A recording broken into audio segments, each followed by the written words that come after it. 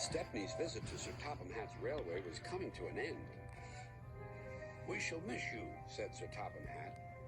Then he turned his attention to all the other engines. "My railway is very busy, and I am pleased with you, but you need help. A diesel is all that's available. Please do your best to avoid any disturbances." "What does that mean?" whispered Duck. "That means this diesel is difficult," snapped James. And he was. The diesel surveyed the shed. "Not bad. I've seen worse. At least you're all clean." The engines glared. "It's not your fault, but Sir Topham Hatt should scrap you and get engines like me. A fill of oil, a touch on the starter, and I'm off. No bother, no waiting. They have to fuss round you for hours before you're ready." The engines were furious. Next morning, they held an indignation meeting round the turntable. "Disgraceful. Disgusting. Despicable.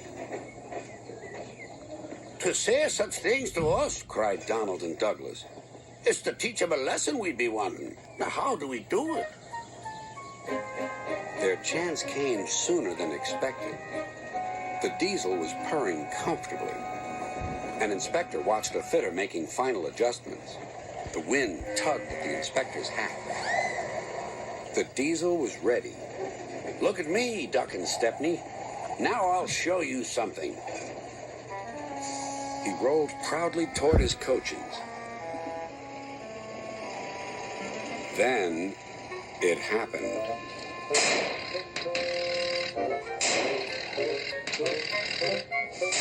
Shaking and spluttering, the diesel stopped.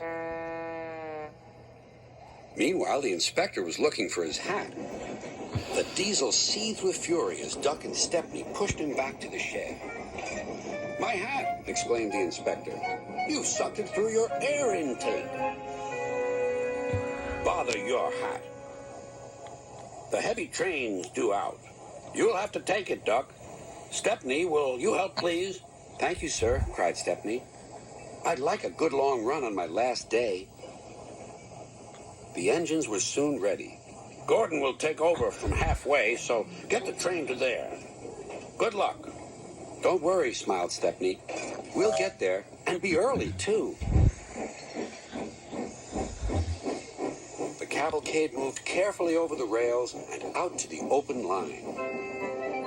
"For a sprint," puffed Stepney. "I'm ready when you are," replied Duck. Soon they were whizzing through Edward Station.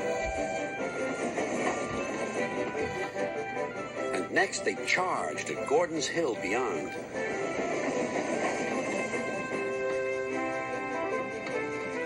They felt the drag of the heavy coaches here. It was hard work.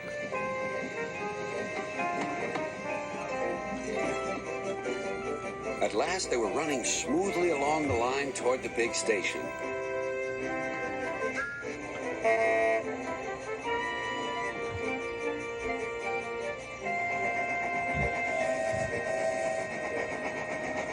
"Hello, you're early," said Gordon. "That's one in the headlamp for old Diesel. James says he's sick as boiler sludge and sulking in the shed. Serves him right for saying we're out of date." And Gordon chortled away. Next day, everyone came to say goodbye to Stepney. "Come back and see us soon," whistled the engines. "And you are always welcome on my Bluebell Railway, too," replied Stepney. Then he puffed away. And what about Diesel? He'd slipped out while no one was looking. But he left two things behind: a rather nasty smell and a battered bowler hat.